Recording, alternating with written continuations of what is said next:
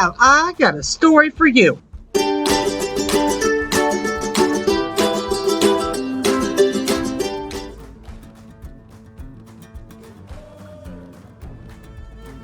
Now, most of y'all know that 1 year ago, hubby and I sold about 95% of everything we owned, bought an RV, and started tooling around an RV.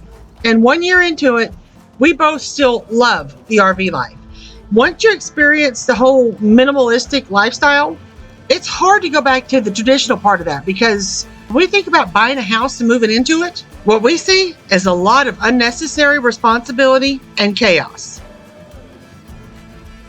How'd you get out, Cat? Anyway, a year into it, my husband and I are tootling on with our bad selves, loving the RV life. And then, bam, a crisis hits America. And we pretty much got trapped in the RV park that we were in. And the truth is, that is not as bad as it sounds. Because if you're going to be trapped anywhere, the best place to be trapped is in the woods with some running water and some electricity. You know what I'm saying? So hubby and I are hanging tight, no problem with the quarantine. And then, about 25 days into it, we started hearing rumblings that there are some food shortages headed our way. Then I finally got freaked out, because I realized that my husband and I are 100% dependent on Walmart to feed our fat asses. So hubby and I talked about it. We decided, well, maybe it's time we buy some land, dunk the RV on when we're not out tooling around. Maybe start growing some of our own food, maybe get a damn cow, do something. So we started looking for land. We looked for land in our hometown. We looked for land the next town over here. We looked for land the next town up here.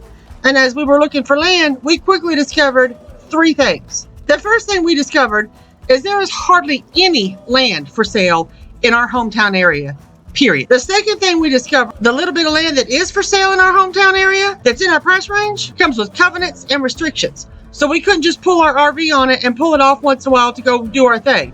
We would have to build a house on it.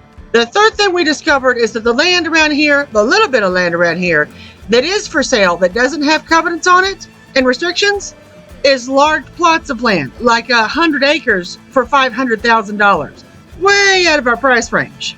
But we did stumble across one plot of land that was in our price range. It was a 10-acre tract, and it was cheap. And when I say cheap, I'm talking dirt cheap. So hubby and I met the real estate agent to go look at it. And I took a look at this land and I said, hell to the no, I ain't living here. I turned my nose up at it. Land was in a flood zone and the current owners had it look like Stanford and Son or some shit like that. I said, I ain't living here. So we politely thanked the real estate agent and we continued our pursuit for some land. About another 2 weeks into it, I started revisiting my idea, because I realized the truth is we really had no options. If we wanted to buy some land in our price range, in our hometown, maybe I need to lower my standards just a little bit. I decided maybe Stanford and Son land wasn't as bad as I thought it was.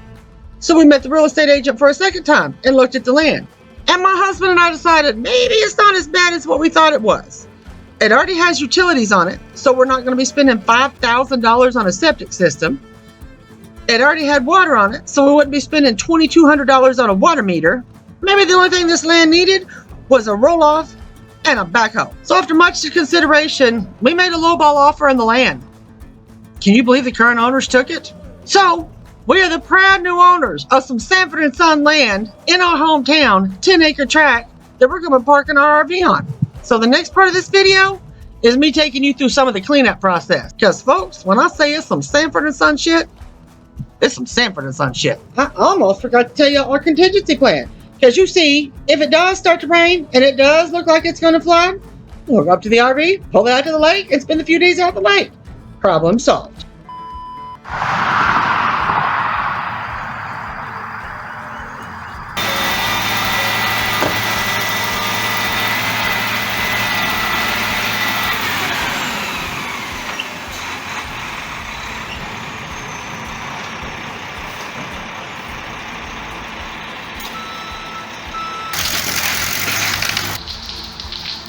One shed down, one to go.